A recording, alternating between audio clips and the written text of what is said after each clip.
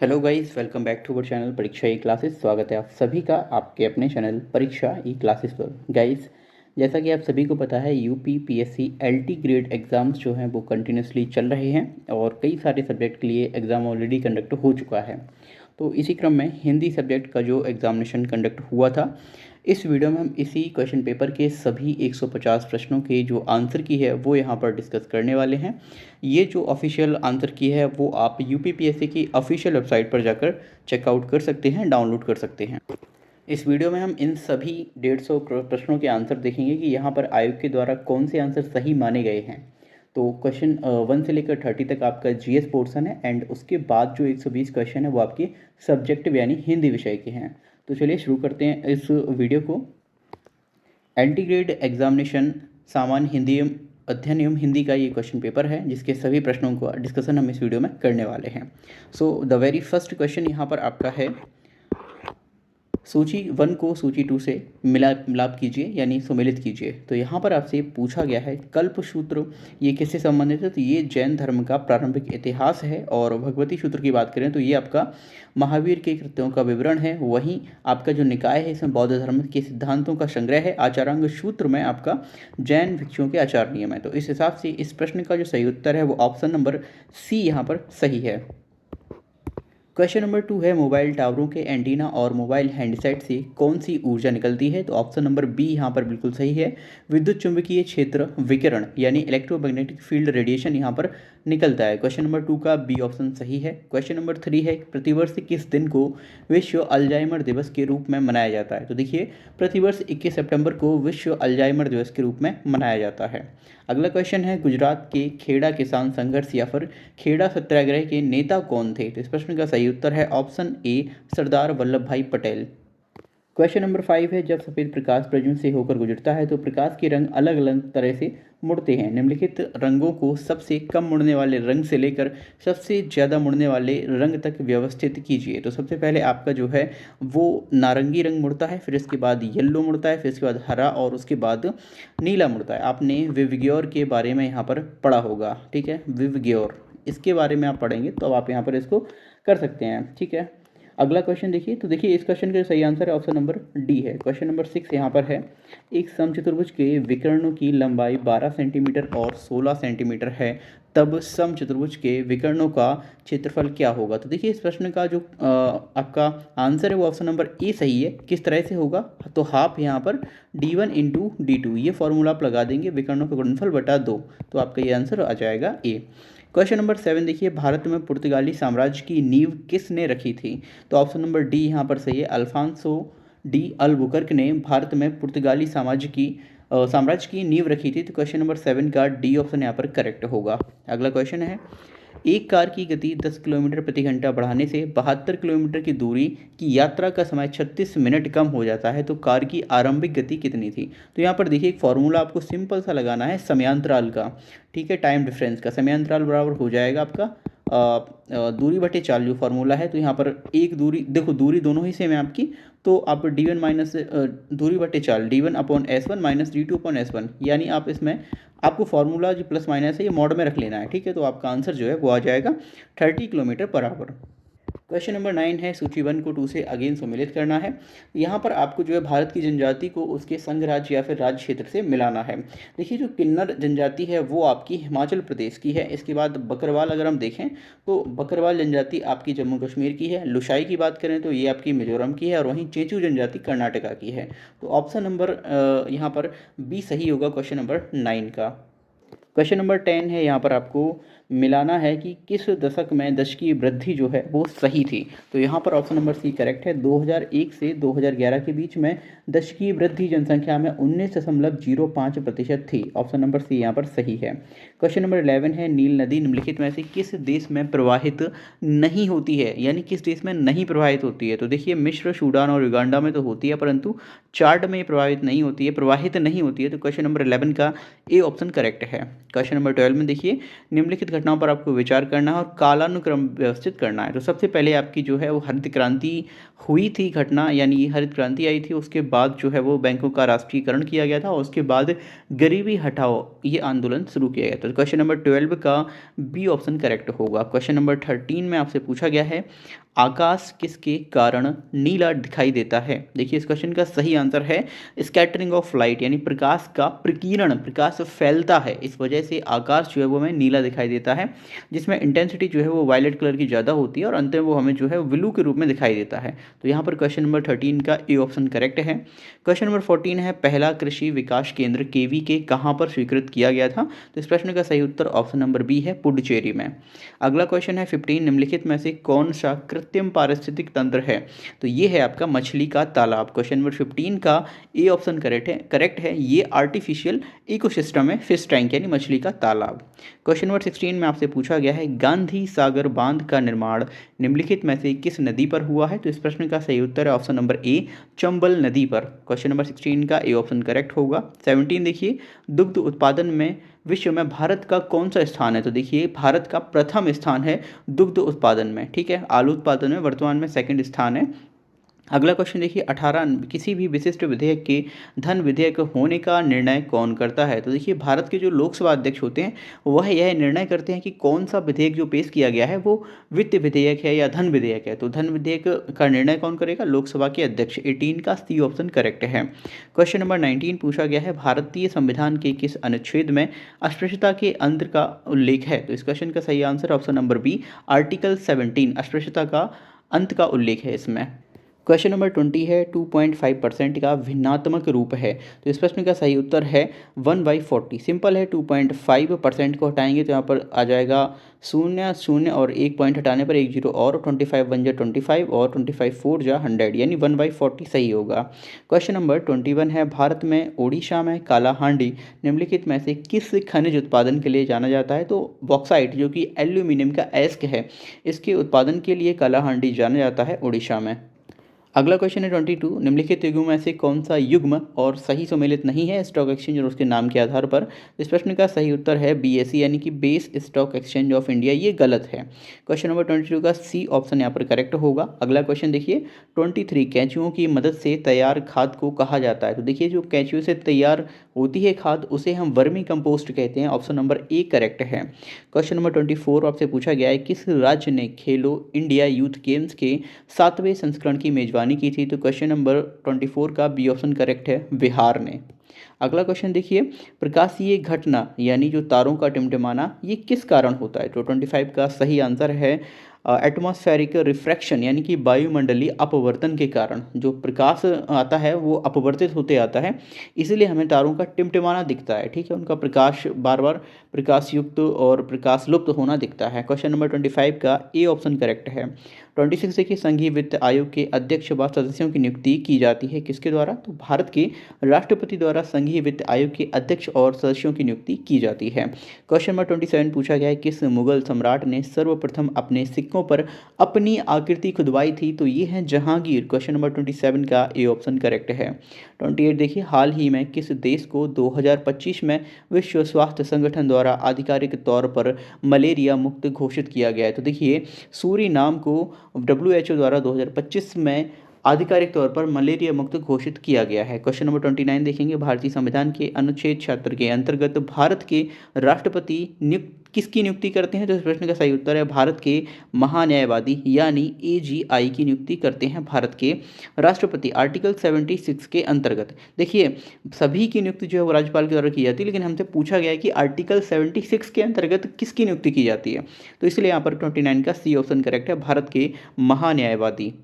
Question number 30 है 113वां अंतर्राष्ट्रीय श्रम सम्मेलन जेनेवा में कब आयोजित किया गया था। तो ये 2 से लेकर 13 जून 2025 के बीच में अंतर्राष्ट्रीय श्रम सम्मेलन जेनेवा में आयोजित किया गया था। तो यहाँ पर हमने GS पोर्शन के 30 क्वेश्चन डिस्कस कर लिए हैं। अब हम आगे के जो 120 क्वेश्चन हैं वो सब्जेक्टिव क्वेश्चन है वो यहाँ पर डिस्कस करेंगे। क्वेश्चन नंबर 31 है अधोमुख शब्द में प्रयुक्त उपसर्ग का चयन कीजिए। तो अधोमुख शब्द में जो प्रयुक्त उपसर्ग है वो है अधा। अधा प्लस मुख बराबर अधोमुख। क्वेश्चन नंबर 31 का बी ऑप्शन करेक्ट होगा। क्वेश्चन नंबर 32 देखिए अधोलिखित में से उदय प्रकाश का कहानी संग्रह कौन सा नहीं है। तो देखिए कोसी का खटवार ये उदय प्रकाश की कहानी संग्रह नहीं है, बाकी सारी हैं इनकी। क्वेश्चन नंबर 32 का डी ऑप्शन करेक्ट है। क्वेश्चन नंबर 33 अतिथि देवो भव कहानी संग्रह के लेखक कौन है। तो देखिए यहाँ पर इस प्रश्न का सही उत्तर है ऑप्शन नंबर डी, अब्दुल बिस्मिल्लाह की ये कहानी संग्रह है अतिथि देवो भव। क्वेश्चन नंबर 34 देखेंगे सोरठा को किस छंद का उल्टा कहा जाता है। तो देखिए सोरठा को दोहे का उल्टा कहा जाता है, ठीक है ना। 34 का यहाँ पर डी ऑप्शन करेक्ट है। क्वेश्चन नंबर 35 देखिए निम्नलिखित में से कौन सा युग्म वाक्यांश के लिए एक शब्द सुमेलित नहीं है। तो यहाँ पर देखिए पार्थिव होता है मिट्टी से बना हुआ, सही है। बहुश्रुत होता है जिसने अनेक विषयों का ज्ञान सुन रखा हो। निर्निमेष होता है बिना पलक झपकाए, और प्रत्युत्पन्नमति होता है जो सही समय पर तुरंत किसी बात या युक्ति को सोच नहीं पाए। ये गलत है, ठीक है ना। तो क्वेश्चन नंबर 35 का ए ऑप्शन सही है। क्वेश्चन नंबर 36 देखिए प्रबंध काव्य हमीर राशों के रचयिता कौन है। इसका सही आंसर है option number D, Jodhraj. Question number 37 देखेंगे जो अत्यंत कष्ट से निवारित किया जा सके वाक्यांश के लिए एक सार्थक शब्द होगा। ऑप्शन नंबर सी करेक्ट होगा यहाँ पर, दुर्निवार। क्वेश्चन नंबर 38 वर्तनी की दृष्टि से शुद्ध शब्द कौन सा है। शारीरिक गलत है, यहाँ पर सा बड़ा होना चाहिए। तनिष्क इसमें पा वाला शाह आता है, ये भी गलत है। निश्चल निश्चल में ये वाला शाह आएगा, ये भी गलत है। तो क्वेश्चन नंबर ए यहाँ पर करेक्ट हो। 38 का ए ऑप्शन करेक्ट होगा। क्वेश्चन नंबर 39 एक अज्ञात भारतीय की आत्मकथा का पहला प्रकाशन कब हुआ था। तो ये 1951 में हुआ था। क्वेश्चन नंबर 39 का ए ऑप्शन करेक्ट है। 40 क्वेश्चन है मोदित महीपति मंदिर आए इस काव्य में कौन सा अलंकार है। तो इसमें जो है वो आपका अनुप्रास अलंकार है, जिसमें माँ माँ माँ इसकी बार बार पुनरावृत्ति हो रही है। क्वेश्चन नंबर 41 देखिए शेरशाह का न्याय के कहानीकार कौन है। तो इस प्रश्न का सही उत्तर है option number D, Vrindavan Lal Verma Sher Shah के न्याय के कहानीकार हैं। 42 देखिए सूची को सम्मिलित करना है, कौन सी भाषा या आप कहें जो बोली है वो कहाँ से संबंध रखती है। तो क्वेश्चन नंबर 42 का सी ऑप्शन यहाँ पर करेक्ट होगा। आपकी जो कौरबी है वो पश्चिमी हिंदी है, और इसके बाद आपकी जो मालवी है वो राजस्थानी है। बघेली की बात करें तो ये आपकी पूर्वी हिंदी है, और भोजपुरी बिहारी। क्वेश्चन नंबर 42 का सी ऑप्शन करेक्ट है। क्वेश्चन नंबर 43 देखिए कादम्बरी का महाकाव्य कादम्बरी का काव्य रूप क्या है, यानी ये किस रूप में लिखी गई है। तो ये गद्य कथा के रूप में लिखी गई है। 43 का सी ऑप्शन करेक्ट होगा।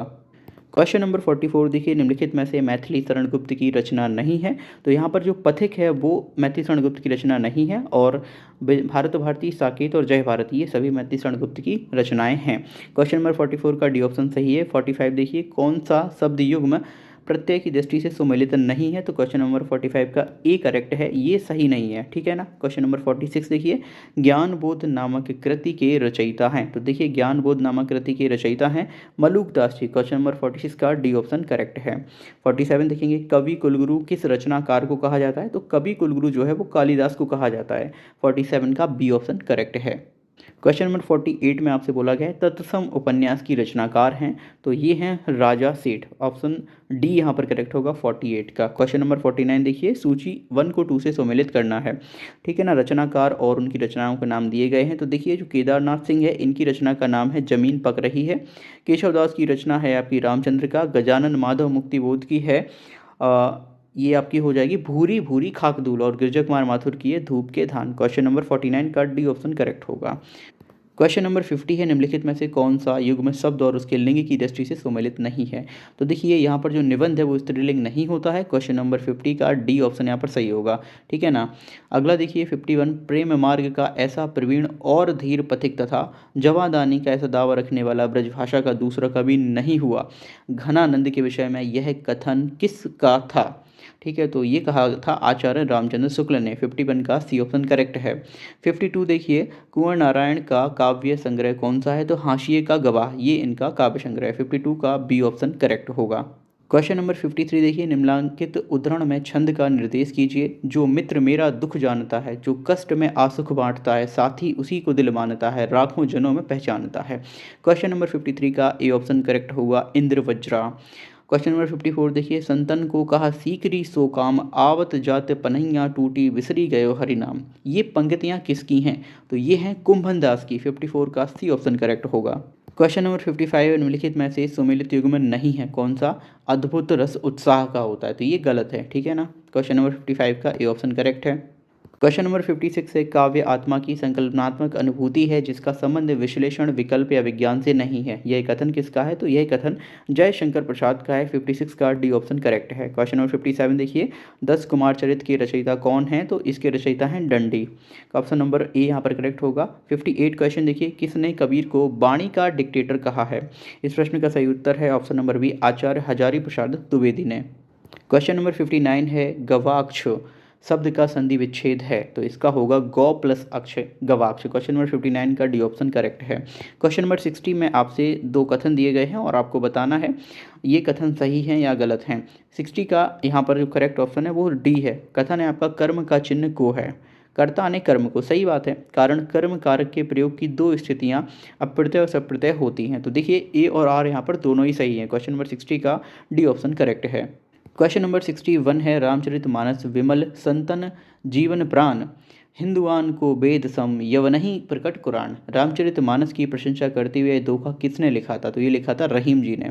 क्वेश्चन नंबर 61 का ए ऑप्शन करेक्ट है। क्वेश्चन नंबर 62 देखिए, निम्नलिखित में से कौन सा युग्म शब्द और उसके वचन की दृष्टि से सम्मिलित नहीं है? तो मुनि जो बहुवचन यहाँ पर लिख रहे हैं ये नहीं है। मुनि जो है वो आपका बहुवचन ही एक वचन में आएगा। क्वेश्चन नंबर 63 देखिए, निम्नलिखित में से किस कहानी को नामवर सिंह ने नई कहानी धारा की पहली कहानी के रूप में स्थापित किया था?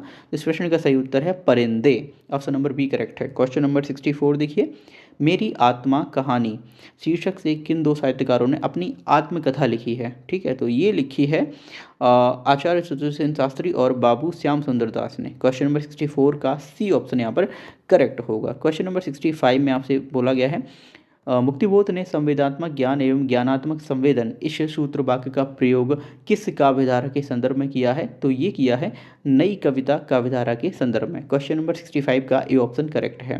क्वेश्चन नंबर 66 देखिए, निम्नलिखित में से कौन सा शब्द युग्म उसके विलोम की दृष्टि से सुमेलित नहीं है? तो इस प्रश्न का सही उत्तर है सुषाद्य का दुर्लभ। ठीक है, सुषाद्य का दुषाद्य होगा या इस तरह से कुछ होगा, लेकिन दुर्लभ नहीं होगा। ऑप्शन नंबर डी यहाँ पर जो है सही है। स्तुति का निंदा सही है, सृजन का नाश सही है और सृष्टि का प्रलय सही है। अगला क्वेश्चन देखिए, क्वेश्चन नंबर 67। इस प्रश्न में बोला गया है, वर्वे रामायण की रचना तुलसीदास ने किसके आग्रह पर की थी? तो ये रहीम जी के आग्रह पर। क्वेश्चन नंबर 67 का बी ऑप्शन करेक्ट है। क्वेश्चन नंबर 68 देखिए, कर्ता के ने चिन्ह का प्रयोग किस काल में नहीं होता है? तो इस प्रश्न का सही उत्तर है अपूर्ण भूतकाल में कर्ता के ने चिन्ह का प्रयोग नहीं किया जाता है। क्वेश्चन नंबर 68 का डी ऑप्शन करेक्ट है। क्वेश्चन नंबर 69 में आपको सम्मिलित करना है, बताना है कि ये जो है किस वाक्य का संस्कृत अनुवाद गलत है। देखिए यहाँ पर आपसे 69 का पहला जो ऑप्शन है वो है आपका, राजा दशरथ अयोध्या के राजा थे, तो दशरथ अयोध्याया राजा आशित सही है। वृक्ष से फल गिरा, वृक्षात फलम आपतत, ये भी सही है। और आपका सी दिया गया है, गांव के चारों ओर बाग है, ग्रामः परिता उद्यानम संति, ये गलत है आपका। ठीक है, निर्धन की सहायता करो, निर्धनस्य सहायताम करो, ये भी सही है। तो क्वेश्चन नंबर 69 का आपका सी ऑप्शन जो है वो सही है। क्वेश्चन नंबर 70 देखिए, कुल्ली भाट के किस चर्चित लेखक की जीवनी है? तो ये जो कुल्ली भाट है ये सूर्यकांत त्रिपाठी निराला की चर्चित जीवनी है। क्वेश्चन नंबर 70 का डी ऑप्शन करेक्ट है। क्वेश्चन नंबर 71 देखिए, किस रीतिकालीन कवि ने सतसई की रचना नहीं की? तो जो रसलीन है इन्होंने सतसई की रचना नहीं की है। क्वेश्चन नंबर 72 देखिए, नाभादास के भक्तमाल में प्रस्तुत छप्पय चंद्रहास अग्रज सुहृद परम प्रेम पथमय पगय, ये किसके संदर्भ में है? तो ये नंददास के संदर्भ में कही गई है। क्वेश्चन नंबर 72 का यहाँ पर बी ऑप्शन करेक्ट है। क्वेश्चन नंबर 73 देखिए, हिंदी निबंध का आरंभ किस सदी में हुआ है? तो हिंदी निबंध का आरंभ 19वीं सदी में हुआ है। क्वेश्चन नंबर 73 का बी ऑप्शन करेक्ट है। क्वेश्चन नंबर 74 देखिए, निम्नलिखित रचनाओं को उनके रचनाकार के साथ सम्मिलित कीजिए और सही कूट का चयन कीजिए। तो रचना है आपकी हर्षचरितम, तो इसका सही है बाणभट्ट के द्वारा रची गई है। ऋतु संहार ये कालिदास की है। शिशुपाल वधम ये है माघ की, और नैषधीय चरितम है श्रीहर्ष की। क्वेश्चन नंबर 74 का सी ऑप्शन करेक्ट है। क्वेश्चन नंबर 75 में आपसे पूछा गया है, कार्तिकेय के जन्म से संबंधित रचना का क्या नाम है? तो देखिए इस प्रश्न का सही उत्तर है कुमार संभवम। क्वेश्चन नंबर 75 का बी ऑप्शन यहाँ पर सही होगा। क्वेश्चन नंबर 76 देखिए, मरुभूमि में वनभूमि का वह मेघ मैं किसकी जीवन गाथा का वर्णन है? तो इसमें घनश्याम दास बिरला की जीवन गाथा का वर्णन है? मरुभूमि का वह मेघ। क्वेश्चन नंबर 76 का बी ऑप्शन यहाँ पर करेक्ट है। क्वेश्चन नंबर 77 देखिए, अधोलिखित में से मुद्रा राक्षस द्वारा लिखित नाटक नहीं है। कौन सा नाटक मुद्रा राक्षस का नहीं है? तो यम गाथा। बाकी सारे जो हैं वो मुद्रा राक्षस के हैं। क्वेश्चन नंबर 78 में आपसे पूछा गया है, क्या भूलूं क्या याद करूं के लेखक कौन है? तो ये प्रसिद्ध जो है रचना, इसके लेखक हैं Harivansh Rai Bachchan. Option number A correct है क्वेश्चन नंबर 78 का।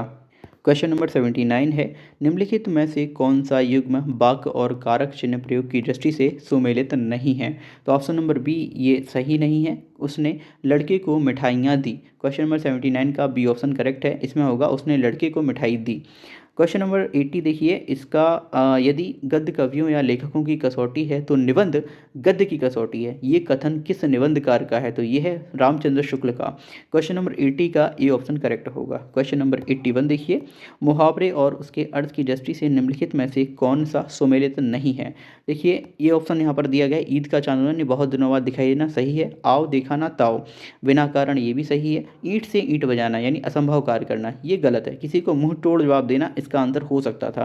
क्वेश्चन नंबर 81 का सी ऑप्शन यहाँ पर सही हो जाएगा। ठीक है, तो यहाँ पर सी हो जाएगा। क्वेश्चन नंबर 82, यहाँ पर आपको सूची को सुमेलित करना है, पहला सूची को दूसरी से। देखिए जो आपका भारतेंदु हरिश्चंद्र हैं, इन्होंने लिखी है श्री चंद्रावली। ठीक है, उसके बाद जो प्रताप नारायण मिश्र हैं, इन्होंने लिखी है गौ संकट। बालकृष्ण भट्ट इन्होंने लिखी है चंद्रसेन। और बद्री नारायण चौधरी प्रेमघन इन्होंने लिखी है भारत सौभाग्य। क्वेश्चन नंबर 82 का डी ऑप्शन करेक्ट होगा। क्वेश्चन नंबर 83 है, ए लड़की, इस कहानी की लेखिका कौन है? तो इस कहानी की लेखिका हैं Krishna Sobti. Option number C correct होगा। क्वेश्चन नंबर 84 है, रोला छंद है। तो रोला एक सममात्रिक छंद है। क्वेश्चन नंबर 84 का बी ऑप्शन करेक्ट होगा। अगला क्वेश्चन है 85, अगेन आपको सूची को सम्मिलित करना है रचनाकार को उनकी रचनाओं से। तो देखिए यहाँ पर जो आपकी अमृत राय हैं, इनकी रचना का नाम है हम लोग। गोविंद चातक इनकी रचना का नाम है काला मुँह। धर्मवीर भारती इनकी रचना है अंधा युग। और नरेश मेहता की रचना है खंडित यात्राएं। क्वेश्चन नंबर 85 का डी ऑप्शन करेक्ट होगा। क्वेश्चन नंबर 86 में आपसे पूछा गया है, सोया हुआ जल शीर्षक उपन्यास के लेखक कौन है? तो इस प्रश्न का सही उत्तर होगा option number D, Sarveshwar Dayal Saxena. Question number 87 देखिए, चंद्रकांता का प्रथम प्रकाशन वर्ष क्या है? तो इस प्रश्न का सही उत्तर है 1888 ईस्वी। ऑप्शन नंबर डी सही होगा। अगला क्वेश्चन है 88, निम्नलिखित में से तत्सम शब्द कौन सा है? देखिए ये सभी जो है वो आपके तद्भव हैं और ये आपका तत्सम है नाम। क्वेश्चन नंबर 88 का बी ऑप्शन करेक्ट होगा। अगला क्वेश्चन है 89, नई समीक्षा के प्रतिमान किसकी कृति है? तो ये निर्मला जैन की कृति है। क्वेश्चन नंबर 89 का डी ऑप्शन करेक्ट होगा। क्वेश्चन नंबर 90 देखिए, रीतिकाल के प्रसिद्ध कवि घनानंद से संबंधित गलत तथ्य को चिन्हित कीजिए। देखिए घनानंद दिल्ली के बादशाह मोहम्मद शाह रंगीले के मीर मुंशी थे, ये सही है। घनानंद निम्बार्क संप्रदाय में दीक्षित थे, ये भी सही है। रामचंद्र शुक्ल ने घनानंद को प्रेम की पीर का कवि कहा है, ये भी सही है। लेकिन घनानंद ने लक्षण ग्रंथों के आधार पर अपने काव्य का संपूर्ण ताना बाना बुना था, ये गलत है। क्वेश्चन नंबर 90 का सी ऑप्शन यहाँ पर सही हो जाएगा क्योंकि हमसे गलत तथ्य ही पूछा गया है। क्वेश्चन नंबर 91 देखिए, निम्नलिखित में से कौन सा युग में वाक्यांश के लिए एक शब्द सुमेलित नहीं है? तो यहाँ पर देखिए, लाभ की इच्छा को लिप्सा कहते हैं, खाने की इच्छा को बुभुक्षा कहते हैं और जीतने की इच्छा को जिज्ञासा कहते हैं, ये सही है। ठीक है ना, सुमेलित नहीं है। जीतने की इच्छा को जिज्ञासा नहीं कहते हैं, ये गलत हो जाएगा। जिज्ञासा थोड़ी होता है, वो किसी चीज़ को जानने की इच्छा जिज्ञासा होती है। क्वेश्चन नंबर 91 का यहाँ पर सी ऑप्शन करेक्ट है। क्वेश्चन नंबर 92 देखिए, निम्नलिखित में से आकाश का पर्यायवाची शब्द नहीं है। देखिए आकाश का पर्यायवाची शब्द धौ भी है, व्योम भी है, अभ्र भी है, लेकिन अंबक नहीं है। 92 का सी ऑप्शन यहाँ पर करेक्ट हो जाएगा। क्वेश्चन नंबर 93, राजपुरुषः का समास विग्रह संस्कृत में पूछा गया है, तो राज्ञः पुरुषः ये आपका समास विग्रह हो जाएगा संस्कृत में राजपुरुष का। 90 का बी ऑप्शन यहाँ पर करेक्ट हो जाएगा। क्वेश्चन नंबर 94, रौद्र रस का स्थायी भाव क्या है? ऑब्वियसली रौद्र रस का स्थायी भाव क्रोध रहेगा। क्वेश्चन नंबर 94 का ए ऑप्शन यहाँ पर करेक्ट हो जाएगा। क्वेश्चन नंबर 95, उत्तर प्रदेश सरकार ने आचार्य नरेंद्र देव की अध्यक्षता में देवनागरी लिपि सुधार समिति का गठन कब किया था? तो ये ऑप्शन नंबर सी यहाँ पर करेक्ट होगा 1947 ईस्वी में। क्वेश्चन नंबर 96 देखिए, नंददास द्वारा लिखित रास पंचाध्यायी किस छंद में लिखी गई है? तो इस प्रश्न का सही उत्तर है बी, रोला छंद में। क्वेश्चन नंबर 97 देखिए, दोहा और रोला छंद मिलाने से कौन सा छंद बनता है? तो देखिए जब दोहा और रोला को आप मिला देते हैं तब बनता है कुंडलिया। 97 का डी ऑप्शन करेक्ट होगा। क्वेश्चन नंबर 98, प्रत्यय की दृष्टि से निम्नलिखित कथनों पर विचार कीजिए। देखिए पठनीय शब्द में ई प्रत्यय है और ये आपका गलत है। दूसरा आपका है कथनीय शब्द में ई प्रत्यय है, तो ये भी गलत है। ना तो ए और ना ही तो, दोनों ही सही नहीं है। 98 का बी ऑप्शन सही होगा। क्वेश्चन नंबर 99, 1935 में गठित नागरी लिपि सुधार समिति के संयोजक कौन थे? तो इस प्रश्न का सही उत्तर है ऑप्शन नंबर ए, काका कालेलकर। क्वेश्चन नंबर 100 आपसे पूछा गया है, रस निष्पत्ति के सिद्धांत में मुक्तिवाद का प्रकरण किस आचार्य ने दिया है? तो इस प्रश्न का सही उत्तर है ऑप्शन नंबर बी, भट्ट नायक ने रस निष्पत्ति के सिद्धांत में मुक्तिवाद का प्रकरण दिया है।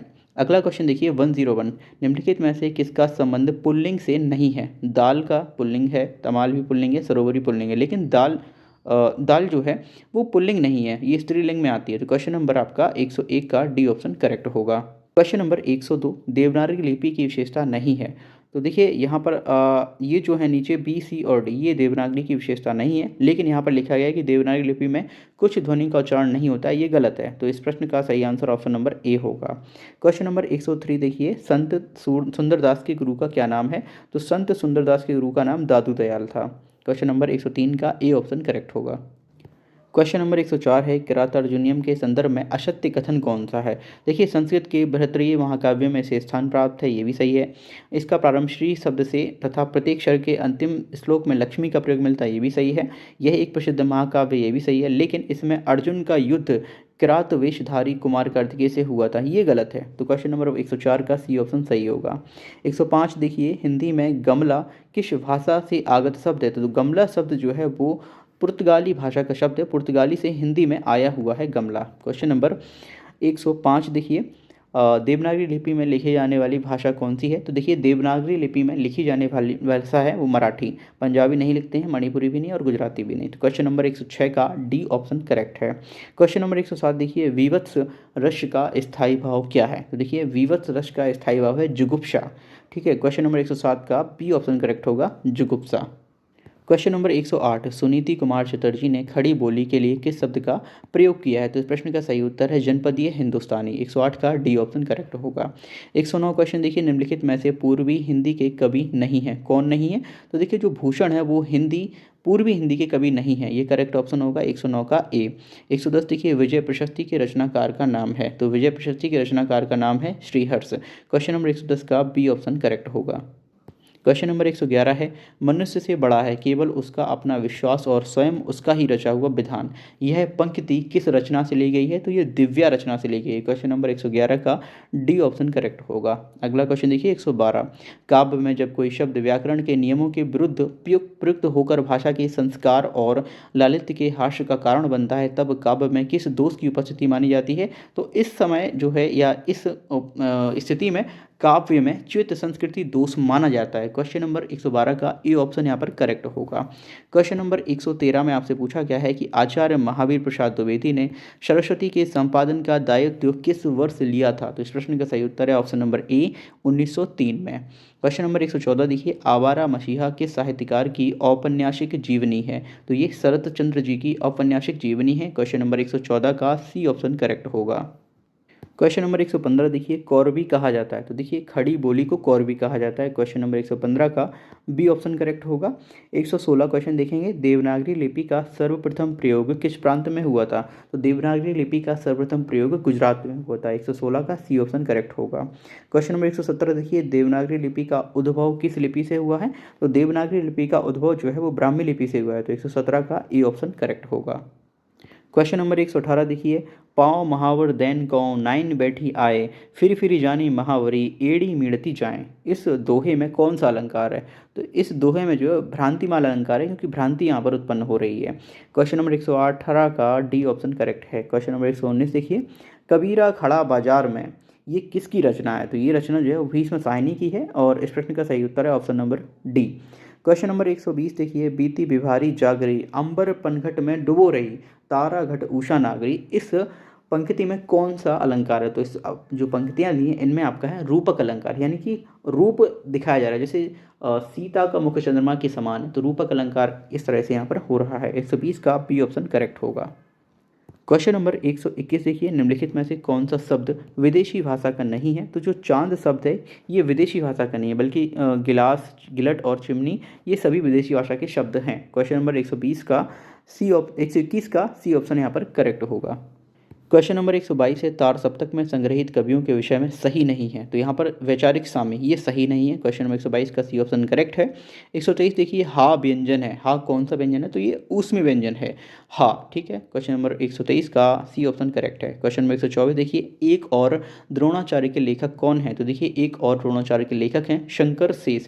क्वेश्चन नंबर 124 का ए ऑप्शन करेक्ट होगा। 125 देखिए, हिंदी साहित्य की भूमिका, इसके लेखक कौन है, तो इसके लेखक हैं हजारी प्रसाद द्विवेदी। 125 का बी ऑप्शन यहाँ पर करेक्ट होगा। क्वेश्चन नंबर 126 है, सूची 1 को 2 से सम्मिलित करना है। रचनाकार और उनकी रचनाएं दी हुई हैं। तो देखिए जो घनानंद थे उनकी रचना थी सुजान सागर, चंद्रबरदाई की रचना है आपकी पृथ्वीराज रासो, त्रिलोचन की रचना है अर्घान और जयशंकर प्रसाद की है प्रेम पथिक। क्वेश्चन नंबर 126 का डी ऑप्शन यहाँ पर करेक्ट होगा। क्वेश्चन नंबर 127 देखिए, खड़ी बोली में रचित प्रथम महाकाव्य का क्या नाम है, तो देखिए खड़ी बोली का जो प्रथम महाकाव्य है उससे माना जाता है प्रिय प्रवास को। क्वेश्चन नंबर 127 का बी ऑप्शन करेक्ट होगा। क्वेश्चन नंबर 128 में आपको कथन और कारण दिया गया है, दोनों के बारे में आपको बताना है। तो कथन यहाँ पर है, स्थापना काव्य के दोषों की संस्कृत में व्यापक चर्चा की गई है। भामह ने सदोष रचना को साक्षात मृत्यु माना है, सही है कथन। तो यहाँ पर कारण देखिए, तर्क दोष मुख्यतः शब्द दोष, अर्थ दोष और रस दोष 3 प्रकार के होते हैं, तो ये भी सही है। तो यहाँ पर देखिए ए और आर दोनों ही यहाँ पर सही है, तो 128 का सी ऑप्शन यहाँ पर करेक्ट हो जाएगा। क्वेश्चन नंबर 129 है, डायरी के नीरज पृष्ठ के लेखक कौन हैं, तो इस प्रश्न का सही उत्तर है इला चंद्र जोशी। 129 का सी ऑप्शन करेक्ट हो जाएगा। क्वेश्चन नंबर 130 देखिए, मगर एक आवाज़ किस कवि की कृति है, तो ये है लीलाधर मंडलोई की। क्वेश्चन नंबर 130 का सी ऑप्शन करेक्ट होगा। क्वेश्चन नंबर 131 देखिए, स्व ईरम का शुद्ध संधि रूप है, तो स्व ईरम का शुद्ध संधि रूप है स्वैरम। क्वेश्चन नंबर 131 का सी ऑप्शन यहाँ पर करेक्ट हो जाएगा। क्वेश्चन नंबर 132 देखिए, उत्तर रामचरितम में कितने सर्ग हैं, तो उत्तर रामचरितम में टोटल 7 सर्ग हैं। क्वेश्चन नंबर 132 का डी ऑप्शन करेक्ट होगा। अगला क्वेश्चन है 133, अंगूठी का नगीना इसके रचनाकार का क्या नाम है, तो देखिए अंगूठी का नगीना के रचनाकार हैं किशोरी लाल गोस्वामी। क्वेश्चन नंबर 133 का डी ऑप्शन करेक्ट होगा। क्वेश्चन नंबर 134 में अभिकथन और कारण हमें दिया हुआ है।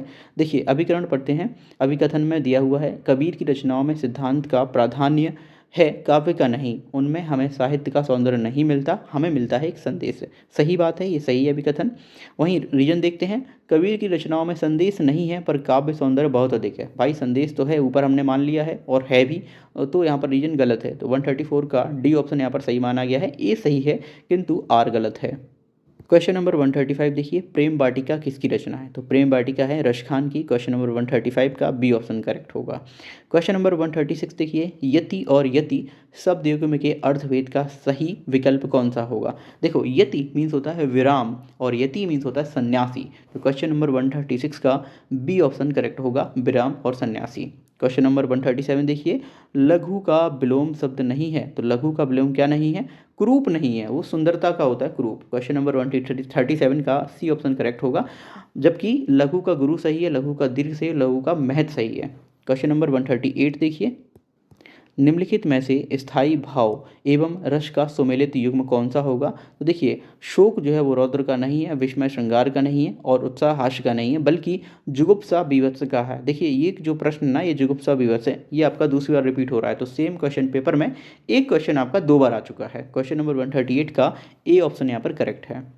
क्वेश्चन नंबर 139 देखिए, विलोम शब्द की दृष्टि से निम्नलिखित में से कौन सा युग्म सुमेलित नहीं है। देखिए निर्मूल का समूल ये सही है, दुर्मुख का सुमुख ये भी सही है, सदय का निर्दय ये भी सही है, लेकिन शुष्क का नीरस नहीं होता है। क्वेश्चन नंबर 139 का डी ऑप्शन यहाँ पर सही होगा। ठीक है, अगला क्वेश्चन देखिए, 140 निम्नलिखित विकल्पों में से एक का संबंध रेखा चित्र से नहीं है, वो कौन सा विकल्प है। व्यक्ति के जीवन पर आधारित होने के कारण इसे जीवन चरित्र भी माना गया है, ये भाई गलत है। ठीक है, तो यहाँ पर आपका ये ऑप्शन करेक्ट हो जाएगा, जबकि बाकी तीनों यहाँ पर ये सही हैं। क्वेश्चन नंबर 141 देखिए, करिए उपाय बाँस डारिए कटाए, नहीं उपजय गो बाँस नाही बाजे फेरी बाँसुरी। इस काव्य पंक्ति के रचयिता कौन हैं, तो इस प्रश्न का सही उत्तर है ऑप्शन नंबर ए, रशखान की ये काव्य पंक्तियाँ हैं। क्वेश्चन नंबर 142 देखिए, निम्नलिखित में से कौन सा युग्म शब्द और पर्याय की दृष्टि से सुमेलित नहीं है। देखिए अवनी का अर्थ पृथ्वी होता है, धैर्य का तोष होता है, निगम का समिति होता है, लेकिन नश्वर का अर्थ नित्य नहीं होता है। नश्वर मतलब होता है जो कभी खत्म ना हो। क्वेश्चन नंबर जो खत्म ना हो नहीं, जो पूर्ण रूप से नश्वर है, मतलब मिट्टी में मिल जाए। क्वेश्चन नंबर 142 का सी ऑप्शन यहाँ पर करेक्ट हो जाएगा।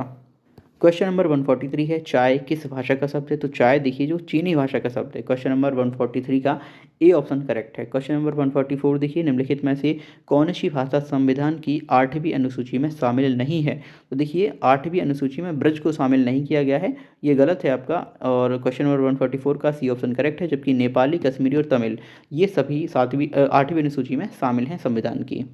क्वेश्चन नंबर 145 देखिए, निम्नलिखित में से कौन सा ग्रंथ हजारी प्रसाद द्विवेदी का नहीं है?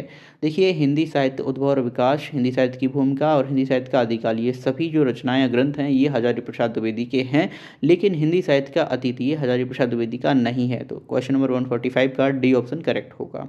क्वेश्चन नंबर 146 है, धोखा किसका निबंध है? तो देखिए धोखा जो है वो प्रताप नारायण मिश्र का निबंध है। क्वेश्चन नंबर 146 का डी ऑप्शन यहाँ पर करेक्ट होगा। क्वेश्चन नंबर 147 देखिए, मानव अथवा प्रकृति के सूक्ष्म किंतु व्यक्त सौंदर्य में आध्यात्मिक छाया का मान और मेरे विचार से छायावाद की सर्वमान व्याख्या हो सकती है, यह कथन किसका है? तो ये जो कथन है वो नंद दुलारे वाजपेयी का है। क्वेश्चन नंबर 147 का सी ऑप्शन करेक्ट है।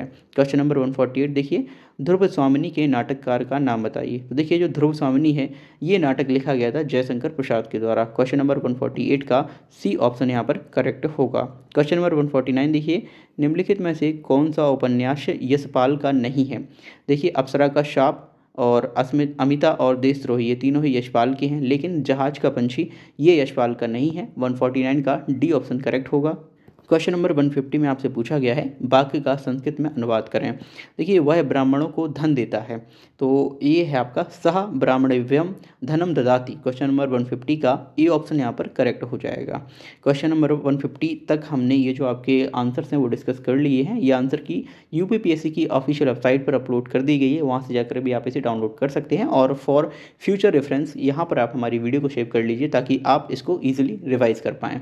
आई होप आपको ये वीडियो समझ आया होगा। Thank you for watching video. और सभी सब्जेक्ट की आंसर की जो है वो मैं धीरे धीरे चैनल पर अपलोड करता रहूँगा, तो उन्हें आप जाकर चेकआउट कर सकते हैं और जो भी मार्क्स आपके आ रहे हैं उन्हें आप कमेंट बॉक्स में लिख सकते हैं। Thank you for watching video. मिलते हैं अगली वीडियो में।